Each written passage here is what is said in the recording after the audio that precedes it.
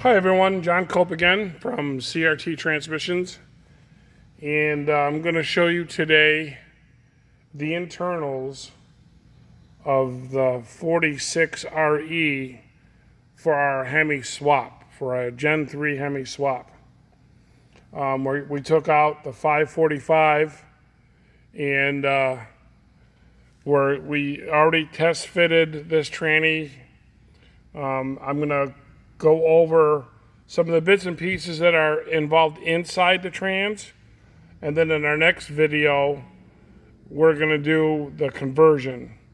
I already did the conversion kit or the swap kit, and then we're going to show you how we did the swap with that trans. So we're going to start at this end here, and just to go over a few items, I have a few things laid out. These are the hardware for the transmission. New springs for the front drum, the nuts for the pan, and I stud the pan, put a stud kit in there. The pump bolts for the front, the stator bolts, the valve body bolts, and a vent. This is going to be our billet servo. Actually, that's the wrong servo. That's for a 47 and 48, and we're doing a 46. So that servo is wrong. Similar but different.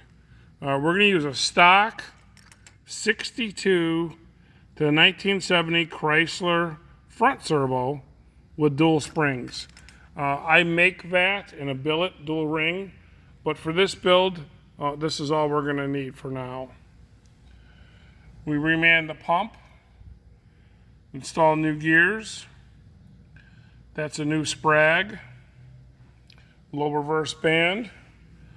This is a new front solid band that's 250 thousandths wider than stock with red lining. On this build, I'm going to be using GPZs in the front clutch and the rear clutch and an overdrive clutch, and Colleen steels. The billet rear drum. We're going to use a stock input shaft and hub. This is a four-wheel drive truck, and it's making about 800 horsepower.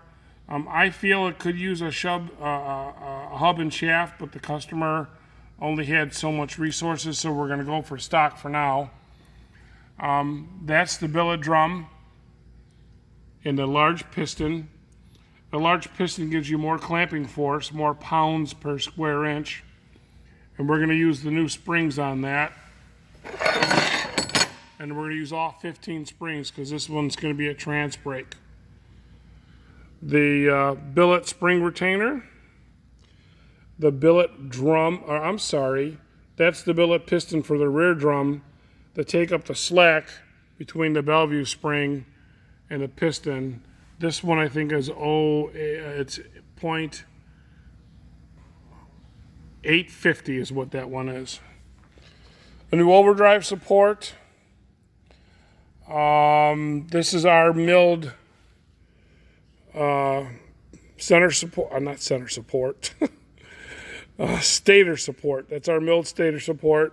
The overdrive clutches, GPZs. We're going to use a 6-pinion steel planetary for the overdrive. A billet steel front planetary for the front part of the transmission. This is our trans brake valve body with lockup.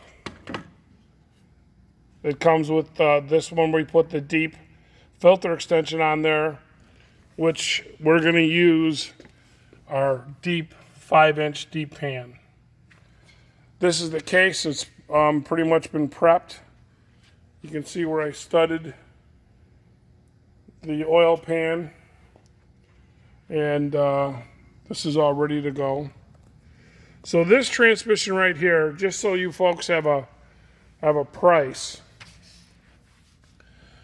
this 68 RE transmission is $5,475. And here again, that includes the base price of the transmission, the billet steel drum and big piston, the deep pan, 5 inches deep filter extension. It also includes a hardened output shaft. This is something I missed. when this is a 29 spline that normally does not come in a 46, 47, or 48. So you have to get the 29 spline output shaft in order for this to fit the transfer case where the 545 came out of. So this piece alone is $750. So this is part of the build, is that output shaft. I overlook that. Then the billet trans brake, the billet planetary, and the cord charge came to $5,475. So that's for the transmission. The converter is, this one's going to be a PTC non-lockup, even though the transmission is a lockup. We're working with Neil Chance right now, who's going to make us a lockup torque converter, a high-performance lockup converter, which is going to be the only lockup Chrysler converter out there available for the 46 gas motor, behind a gas motor. We don't know the price in that converter yet, but I'm thinking it's going to be between $1,400 and $1,800. I'm not sure yet. Then this is a list of the swap parts that we used.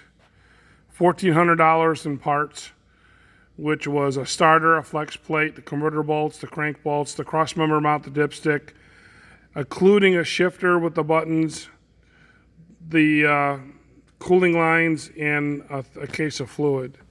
So installed, the whole thing came out to just under $9,000. But you can get just the transmission and converter, or just a tranny, or you can buy the conversion kit, which we have video of on a different video. You can see what the conversion kit cost.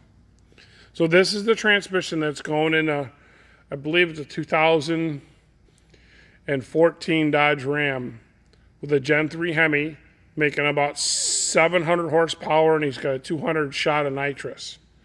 So I would have preferred he would have put an input shaft in here and hub and a hardened intermediate shaft, but he didn't. Not a big deal. We'll see how long they last. But it's a killer piece. It's a really good tranny. A lot of good parts in it. And it'll definitely give him years and years of service, depending on the shafts, if the shafts become an issue or not. If they don't, then he'll be real happy with everything. If they do, I told him I would put him in labor-free. So just a little something I do for him. He's a local guy, though. So he don't live too far from here. So this is the transmission that is for the 46 RE swap and the bits and pieces. If you got any questions, you could send me an email, give me a call, and if you want, I can mail you a free catalog too. I just need your name, number, and address. So that's it. Thanks for watching.